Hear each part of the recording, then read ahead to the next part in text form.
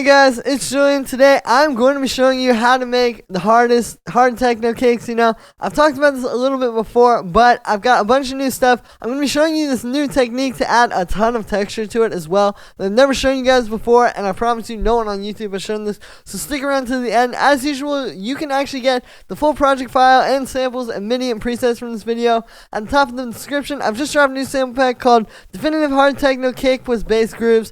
The link is right at the top of the description. Like I said, it's 10 of these. You get these individual loops of everything in the cake, plus the project files and some bonus serum presets and some bonus synth constructions. I'll just play you a few of these.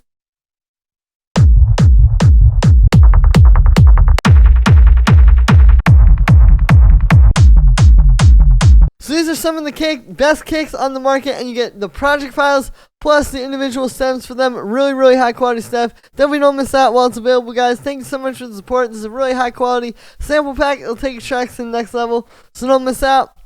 And let's dive in. Alright, so we got this one here. We're at 146 BPM. And this cake can basically be split into 3 main layers, right? You want to think of your cake in terms of the punch, which actually... right, and we always want to start with this. So the way you make this is essentially, I like to layer multiple different cakes together. Like, you take cakes that are already really good, like,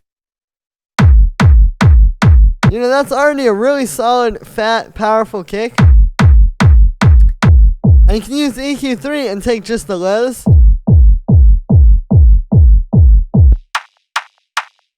And then you can take another one, which on its own, it's pretty good, but you can hear it doesn't have as much low end as you would really want.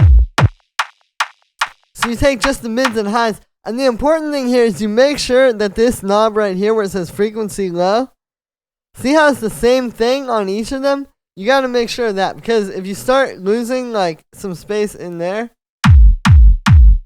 see how the kick becomes hollow all of a sudden? So you got to make sure that that matches up, but if you do that, you can make a really fat kick. You can pretty much do this with any pack of kicks. I mean, this one definitely, will give you some of the best on the market, but you can do this because you can just take one that has what you want in the mids and highs, and then get the lows for another one, and there you go. So we always start with that, right? And then once you have that, you're going to move up to the bass, which obviously when you're making techno, they're kind of like one. Now, this bass, as you can see, what you really want is like a really solid bass. Like, there's a lot of different ways to make this, but no matter what you're doing, you want to make sure it's like the same note every time. Like, if you're using reverb, bounce it down. In this case, the way I've done it to make it really just solid, like one fat bass note, is I actually took the kick, the same one, which is the low end layer of that punch that I showed you. And it's this method where you can actually just warp that.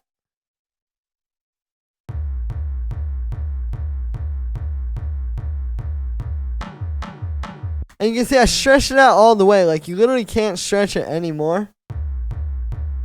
And so you get that. And then I put it through this amp, which gives it a little bit more of a push. EQ it. Right, because we just want the lows. So you cut out the highs. And the other thing here that really makes a big difference with these basses, I haven't really said this too much, so this is actually like, but basically actually cutting some of the bass. And you might think, like, why would you want to cut the bass out of your bass? Well, actually, because those low frequencies, you can't even really hear much lower than like 20, 30 hertz, right? But they can add a lot of mud to your mix. And when you're actually mastering your track, or even just when you're trying to get your track as powerful as possible, they can really get in the way and weigh it down and just mess stuff up. So you want to cut that. Like, it's really not much that's actually being let through on this bass, but it's just turned up pretty loud, right? And then what we have after that is this shaper. Now, this is a really nice addition to Ableton 11. I haven't really talked too much about this, so this is also kind of like a new thing here. But what you can do is you can use this to make your bass kind of groove a little bit better with the kick. Because typically, like, you would think, oh, maybe sidechain that to the kick. But a lot of times, that doesn't really give you that much of like a nice groove. But this, where you are literally like basically just mapping this over to a utility right here, right to the game. You can see you can really shape it how you want and get that to like, and you can get like a whole different groove if you want. Like if you want it to just be that, if you want it to be more like that, maybe.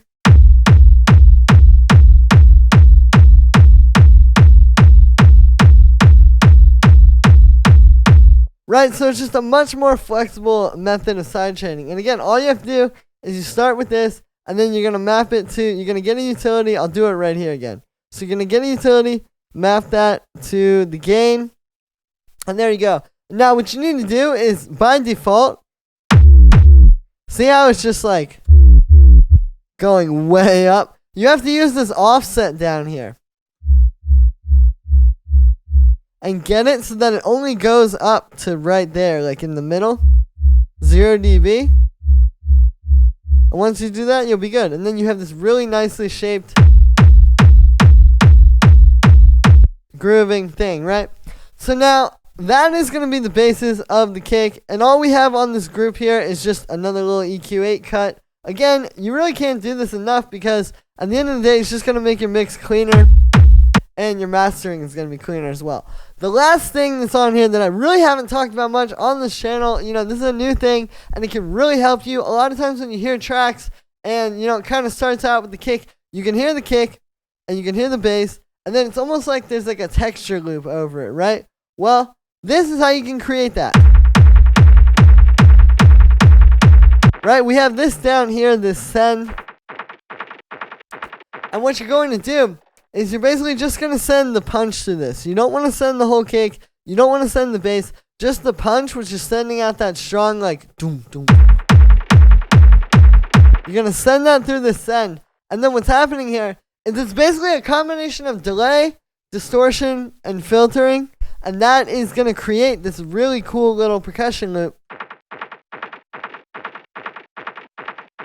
Right, like that sounds like it's like some synth percussion or something. And that's what you're hearing at the beginning of these tracks. That's what you're probably missing if you just have this. And it's good, but it feels kind of empty. It's because you don't have this. And there's a lot of ways to do this. But this is a way to do it without having to use any samples. You're generating this out of the kick. So it's very interesting. And what we're doing here, again, so it starts with I'll show you, we'll just go from the ground up here. So we're starting with a delay on its own. Right, so just like 16-note delay. We're not even sending this too much. Then there's a grain delay, and this can really help you kind of add a texture to it. You can't hear it too much now before the distortion.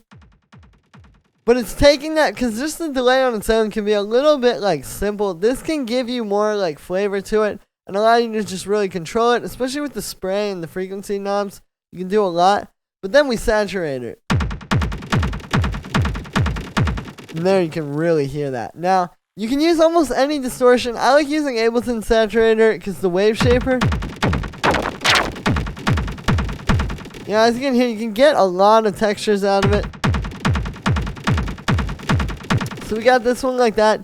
And then is where the filtering is going to come in. Because obviously this is like, you don't really want that in your track. So we have a high pass filter. And then we have a low pass to kind of make it a bit darker, right? And that's working really well. Another thing is you could add movement to these. Like you can use the LFO. Do like that. You can do it on the high pass too.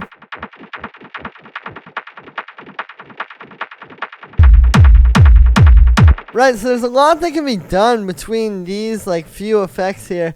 And then the only other thing at the end of that is just a shaper with the utility to quote unquote sidechain into the kick once again.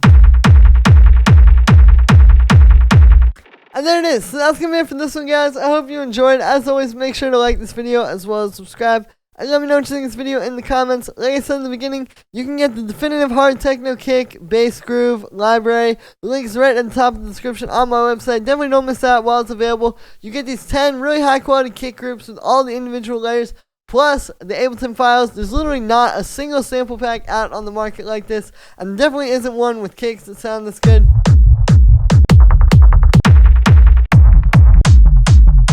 Plus, you get these bonus synths and these serum presets. So definitely don't miss out, guys. It's really great value. Plus, it really helps support the channel. Most importantly, it helps you take your tracks to the next level. You know, this is the most important part of your track a lot of the time is the kick and how hard it's hitting. So if you grab this, you can ensure you'll have these 10 really high quality templates to start from and take your tracks to the next level. I promise this is going to make your track sound better immediately because the kick is such an important part of the track. Don't miss out. Links at the top of the description. Thank you so much for the support, everybody, and I'll see you tomorrow with another video.